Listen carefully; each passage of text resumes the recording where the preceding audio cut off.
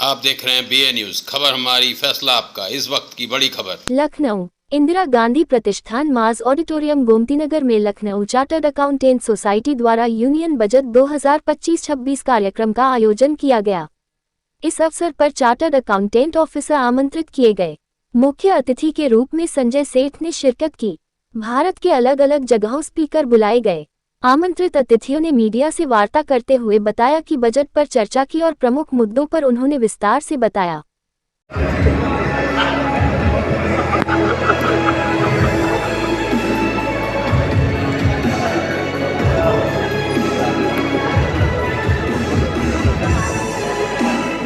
Next, I invite CA Jatish Rao sir, our esteemed learned speaker, to place the dais.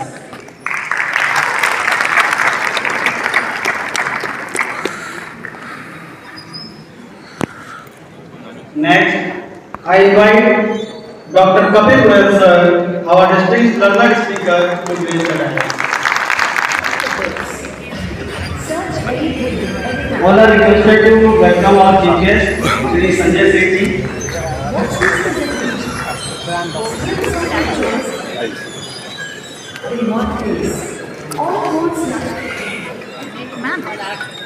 हाँ मैं आ गया।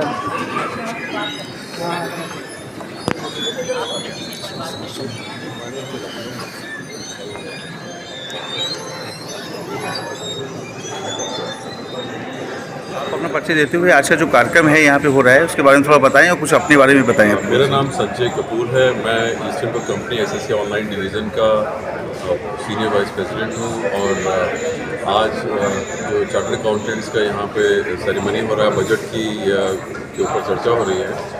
On that, in fact, they have also invited us to be part of this function as a sponsor. So Eastern Book Company has recently taken over a company called CLI, Company Law Institute of India, which was originally publishing income tax reports, GSTR reports, and many other series. So Eastern Book Company has now started publishing all of those series, and also we have come out with our own electronic version of the same called SSC Online Text Edition.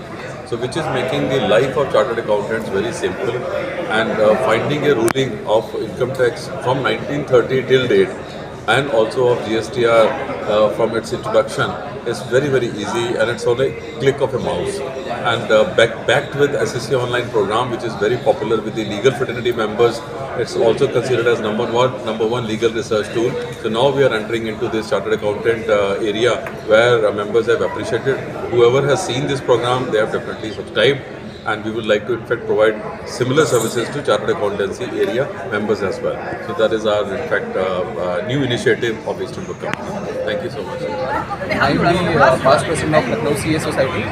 So ये काफ़ी renowned society है of Lucknow, and more than 1000 members all over India हैं इसमें, and this is a 25 years old society, and this is the flagship event of LCS Lucknow CA Society, जिसमें budget हर साल हम लोग after the 1 फरवरी जो budget announce होता है उसके बाद हम लोग स्पीकर्स ऑल ओवर इंडिया से बुलाते हैं।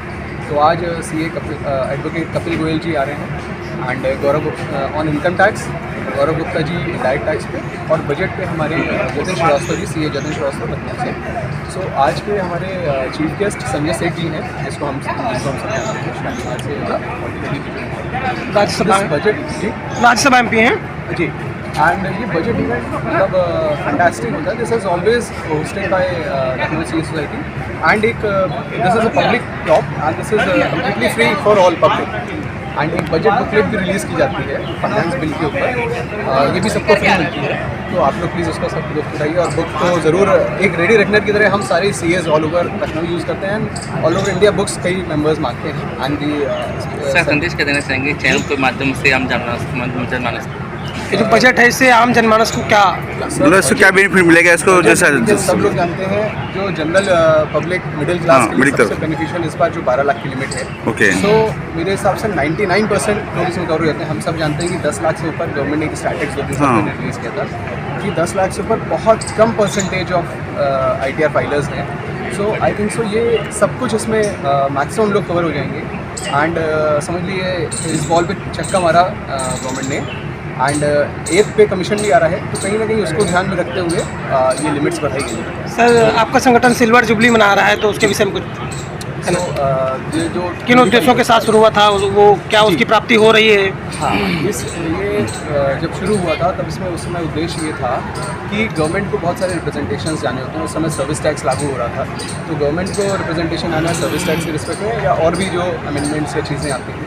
बट इसके साथ साथ हम लोग ने स्टडी साइड भी इसको और बढ़ाया। लोगों की कॉन्फ्रेंसेस करते हैं, रेजिडेंशियल कॉन्फ्रेंसेस करते हैं जिसमें ऑल ओवर इंडिया से स्पीकर्स आते हैं। इसमें कुछ टैक्स के एक्सपर्ट्स जो सुप्रीम कोर्ट हाई कोर्ट में प्रैक्टिस करते हैं, कई सीएस जो एडवोकेट्स होते हैं, तो उनको भी हम एज ए स्पीकर बुलाते हैं। एंड इसके आरआरसी रेजिडेंशियल कॉन्फ्रेंस जो होती है वो भी एक फैंटास्टिक। टैक्स पे एक सर नया कानून आने की संभावना है, जो बोला भी गया है सत्र में आ सकता है, उसको आप कैसे लेते हैं कि क्या उस पर संशोधन होने वाले हैं? कुछ गवर्नमेंट जो है वो सब कुछ सिंप्लीफाई करना चाहती है। जैसे हम लोग इस टैक्स स्लैब्स को देख के समझ चुके हैं, तो वो इनकम टैक्स को जो मुझे लगता है कि पूरा चेंज करने के विषय में उनका स्टेप है आगे। तो बिल को वो पूरा ही फ्रेश एक्ट की तरह उसको इंट्रोड्यूस करना चाहते हैं। अब वो करेंगे, आई थिंक सो उसको और सिंप्लीफाई करेंगे। Let's hope for the best, next week में आ सकते हैं। Okay, thank you. और सिंपल होना चाहिए, लेस कंप्लायंस का होना चाहिए, जिससे कि फॉरेन इन्वेस्टर को आगे यहाँ लगना चाहिए कि मैं अगर यहाँ हूँ जो मंडे को ला रही है नया जो कानून, मंडे ये कानून लाना है, मंडे ट्यूसडे जितनी जल्दी नया उतना अच्छा है, क्योंकि जब आएगा तो हम लोग को भी पढ़ने का समय चाहिए होगा। पढ़ पाएंगे तभी समझ पाएंगे, और समझ पाएंगे तो आगे समझा पाएंगे। सर पीपीएफ में 2.5 लाख की दायरा किया गया था अभी, लेकिन उसका जो है वो मुद्रा इम्प्लीमेंटेशन नहीं हुआ है, वो भी 1.5 लाख तक ही है। तो इस पर क्या लगता है कि ये राहत देने वाला रहेगा? और रेपो रेट जो आज है, रेपो रेट जो इन्होंने कुछ कम किया 0.25% किया है, इसका सर क्या असर पड़ेगा? देखिए, रेपो रेट कम करने से उनका एडवांटेज यही है कि लेंडिंग ईजी हो जाए। लैंडिंग इजी हो जाएगी। जब लेंडिंग ईजी होगी तो मार्केट से हम पैसा उठा के तभी तो हम अपने बिजनेस में लगाएंगे। सो कहीं ना कहीं देखिए, गवर्नमेंट का पूरा मोटिव यही है कि the fund flow in the market has to increase. देखिए, अभी जब मार्केट गिर जाती है तो जिसकी ज़रूरत होती है सिर्फ वही उस वक्त मार्केट में बेचता है, जिसकी ज़रूरत नहीं होती उस पैसे को रोकता है और रोता रहता है कि मेरा कैपिटल इरोड हो रहा है। वो सोचता है कि एनएवी कम होगी तो फिर आगे ग्रोथ करेगी तो वो दुगना मुझे लाभ जिसके देगा। पैसे की ज़रूरत होती है, जिसके घर में बेटी की शादी है, उसने सोच के इन्वेस्ट किया था, उसका तो 1 लाख रुपया हो सकता है, उसको उम्मीद थी कि बढ़ के 2 लाख हो जाएगा, वो बढ़ के हुआ सिर्फ 170, लेकिन वो मजबूरी में बेच देगा। 2 महीने पहले उसका यही पैसा 2 लाख दिख रहा था, लेकिन आज वो 170 बेचे क्योंकि उसको पैसा चाहिए। लेकिन आपको मुझे अगर पैसा नहीं चाहिए तो मार्केट गिरी होगी तब भी हम नहीं बेचेंगे। लघु उद्योग, कुटीर उद्योग के लिए, एमएसएमई के लिए कितना फायदेमंद है ये बजट, अगर हम बात करें? देखिए, उसके ऊपर अभी बहुत ज़्यादा उन्होंने इस बजट में रिलीफ की बात नहीं करी है, लेकिन अगर आप एमएसएमई के पॉइंट ऑफ व्यू से देखेंगे तो उन्होंने जो टैक्स प्रोविजंस में चेंजेस लाए कि टीडीएस के रेट जहाँ 30,000 पे कटना चाहिए, 50,000 पे कटना चाहिए, उसकी लिमिट बढ़ा दी। लिमिट बढ़ा दी। देखिए, उससे कंप्लायंस उनके ऊपर कम। अभी मुझे 30,000 के नीचे वाले 30,000 के ज़रा से भी ऊपर कोई जाएगा तो उस ट्रांजैक्शन पे भी पूरी टैक्स कंप्लायंस करनी पड़ती थी। अब उन्होंने कहा 50,000 कर दी। एक बहुत अच्छा चेंज वो लिया कि अगर आप रेंट दे रहे हो और साल में 2,40,000 था तो टैक्स काटना था, अब उसको उन्होंने 6 लाख कर दिया। तो टैक्स कंप्लायंस 2.40 से सीधे 6 लाख कर दिया। 6 लाख कर दिया। तो कहीं टैक्स कंप्लायंस को उन्होंने ईज दी है, जिससे कि इकोनॉमी को बूस्टर फैक्टर मिलेगा। उन एस्पेक्ट्स के ऊपर आज हम लोग का डिस्कशन होगा।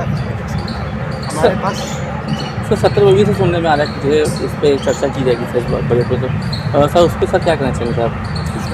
सर ये जो चार्टर्ड अकाउंटेंट वालों का जो 17 सब कुछ इसमें सुनने में आ रहा है कि कुछ मतलब बजट पर कुछ वार्ता की जाएगी, तो उसके बाद से क्या करना चाहिए? देखिए, आज जो सेशन होगा उसमें हम लोग इसी बारे में बात करेंगे कि बजट कितना अच्छा, और सबसे इम्पोर्टेंट चीज़ जो अभी आ रही है, जो नया फाइनेंस एक्ट आने वाला है, जो कि प्रॉब्ली मंडे को टेबल कर दिया जाएगा बिफोर द पार्लियामेंट।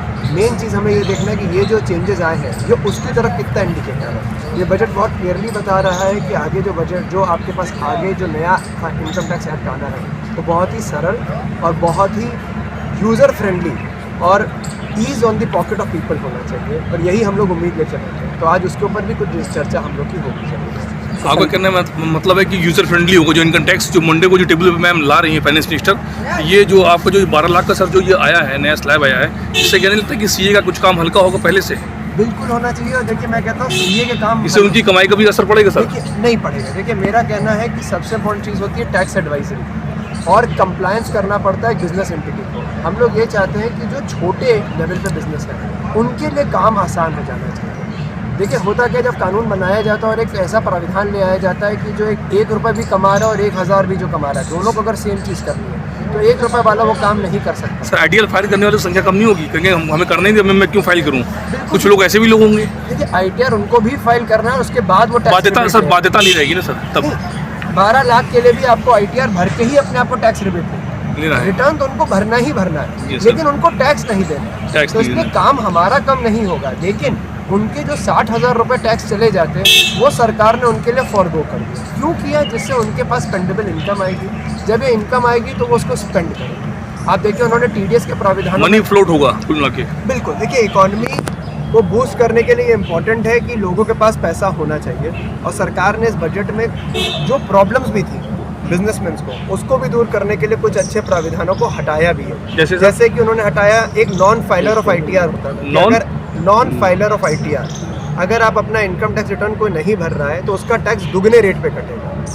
इसको चेक करना एक बिजनेसमैन के लिए बहुत ही डिफिकल्ट होता था, स्पेशली छोटे बिजनेसमैन के। देखिए कॉर्पोरेट के पास वो CA रख सकता है, महंगे अकाउंटेंट रख सकता है, लेकिन जो एक छोटा शहर में बिजनेस कर रहा है और उसका 40-50 लाख या 1-1.5 करोड़ का टर्नओवर है, उस बेचारे के लिए इस चीज़ को मैनेज करना डिफिकल्ट हो जाता है। जो टैक्स नहीं भरते थे उनके लिए था। उनको ढूंढ के निकालना उसके लिए, जबकि इनकम टैक्स पोर्टल पे सारी चीज़ें थी, बट उसका प्रोसेस कॉम्प्लेक्स होता है और बार बार करना पड़ता था। सरकार ने कहा है कि सरकार ने कहा हम इसको हटा देते हैं। दोनों ओल्ड टैक्स और न्यू टैक्स स्कीम दोनों चलती रहेंगी। देखिए मुझे जहाँ तक उम्मीद है कि जब नया फाइनेंस बिल आएगा तो ओल्ड टैक्स रिजीम नाम की कोई चीज़ बचेगी, क्योंकि ये पिछले 3-4 साल से हम सबको धीमे धीमे मोटिवेट करके उस तरफ ही ला रहे हैं कि न्यू टैक्स रिजीम पर हमें जाना है। हाउएवर न्यू टैक्स रिजीम, बस मुझे एक ही चीज़ का डर लगता है, जो एक मेरा ही अपना पर्सनल व्यू पॉइंट है, कि इन्वेस्टमेंट की जो इंडिया की एक पावर रही है, जो हम लोग को बचपन सिखाया जाता है कि अगर 1 रुपये कमाओ तो 4 आना बचाना सीखो, और टैक्स बचाने के लालच में बहुत से लोग इन्वेस्ट भी करते थे, वो अब आदमी का कम होगा,